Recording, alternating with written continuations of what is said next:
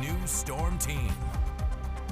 Welcome back to KX News at 4. Meteorologist Hunter Binstock here, and we're going to start off with a look at our satellite and radar. Some interesting things going on this afternoon. We have some thunderstorms working their way across Highway 83 at this point in time, making its way slightly east here. Just lightning and rain showers at this point. We also have one little pocket of thunderstorms up here north of Williston. It's making its way that northeasterly direction. Also lightning and rain at this point, and one more location with those thunderstorms going on, and that is down there in Corson County with thunderstorms, lightning, and just rain showers. Mostly just rain at this point. Really not looking at any hail chances. It's just rumbles off in the distance and you might get wet. It's nothing too serious this afternoon, so we're definitely going to keep an eye on it, but it's not looking all too impressive at this point in time. Bismarck right now, temperature sitting right at 85 degrees. Winds out south-southeast at 22. Dew point is down to 48, which leaves our humidity at about 28%, but we should see these numbers start to rise here pretty soon with the additional moisture we're getting from the systems working their way through the state.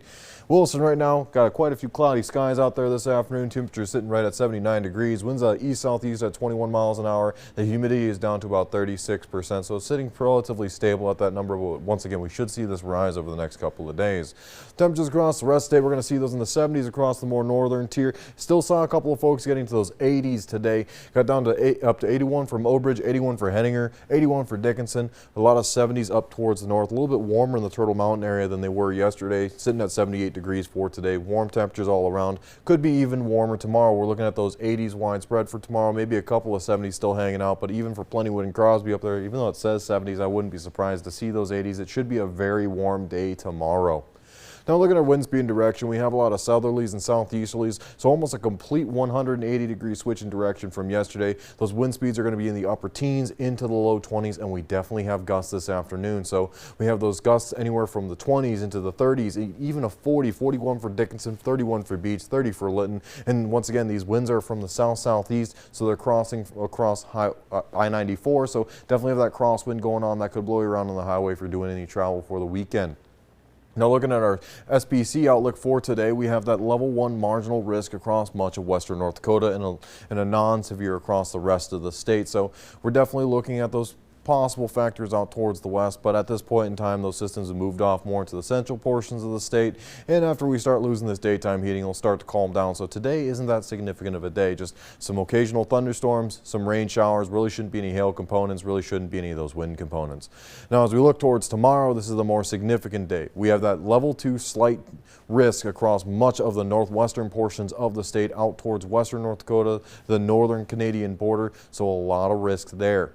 Now as we look at precision casts for the next couple of days, overnight we're going to see those thunderstorms turn into rain showers to the far southwest. We'll see them calm down overnight briefly, and then as we get into Saturday afternoon, we do have those thunderstorms work their way across the state. So we're looking at the potential for severe weather with this system.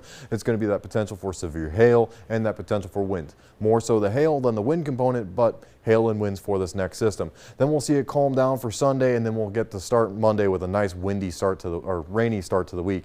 And winds for the next couple of days, still going to be rainy for a few days, or windy for a couple of days. We're going to see those relatively calm winds for Saturday morning, but they're going to pick up Saturday evening, seeing some of those 40s and 45s, and then they'll stick around for pretty much the rest of the weekend where we finally get a break on Monday. Hey, North Dakota, what can you do?